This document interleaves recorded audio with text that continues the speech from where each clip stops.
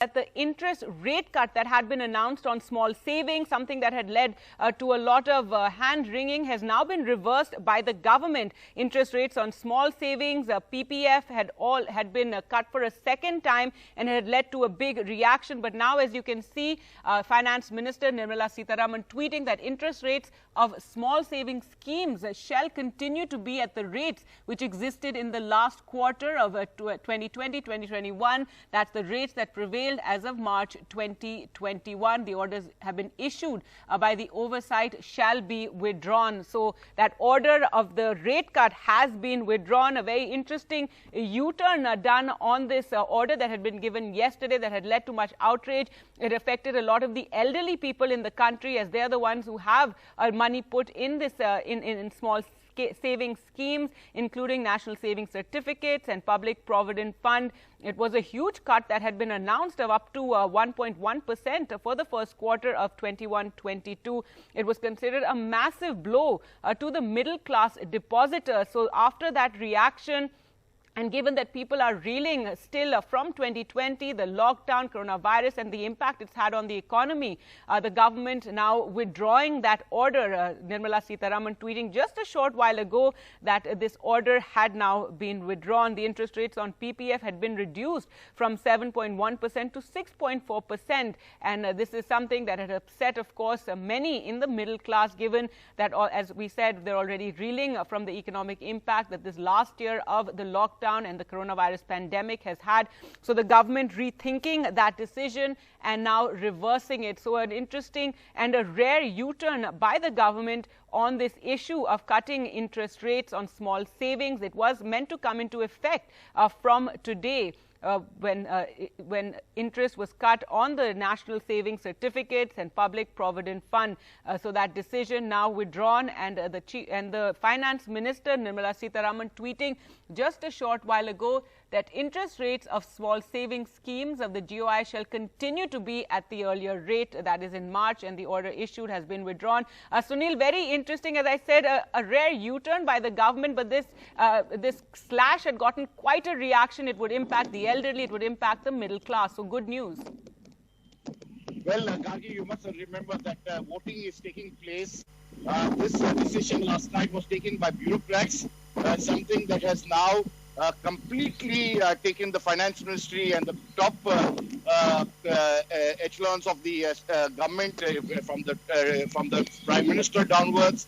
A clear directive. What are you doing at this time when at present there is elections underway and voting is taking place? How could these orders have been passed without proper due diligence? That's the reason why they have been withdrawn by the finance minister. Of course, the intention is clear.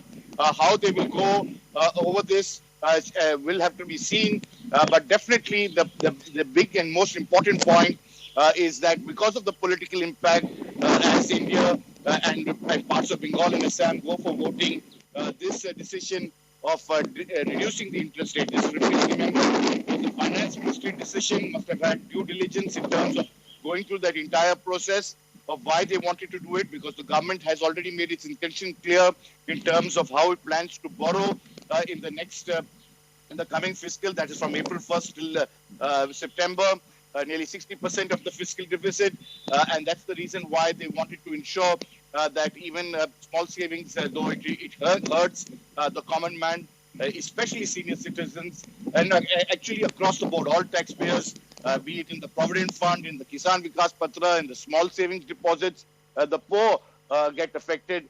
Now, of course, the government realizing the huge impact it has, and as I said, Bengal and Assam are going into voting.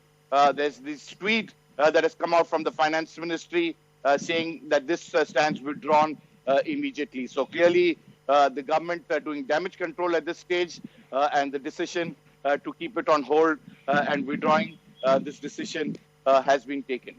Right, Sunil, the worry is now that once the elections are over, will we again see a reversal? Well, that's anybody's guess. We'll have to wait and watch. But definitely, as I said, the government's intention is clear.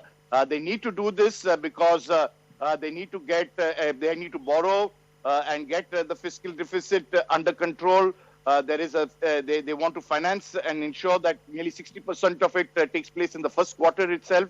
And that is why they wanted to ensure that instead of that borrowing hugely, they make it clear to the investors as well as the common man, people who are dependent on these savings, that they are reducing those interest rates. But now, of course, that's anybody's guess what will happen. As of now, the government has withdrawn that decision, which was taken late last night. We'll have to wait and watch and see whether this will have an impact on the voting in Bengal and Assam. But nevertheless, the fact is that it has taken place.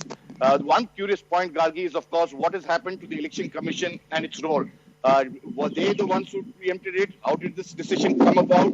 What is the way all these decisions have been taken? Because after all, the conduct of elections, of a free and fair elections at a time like this, when there are many elections is taking place, how did this decision first go ahead? Was it approved by the Election Commission?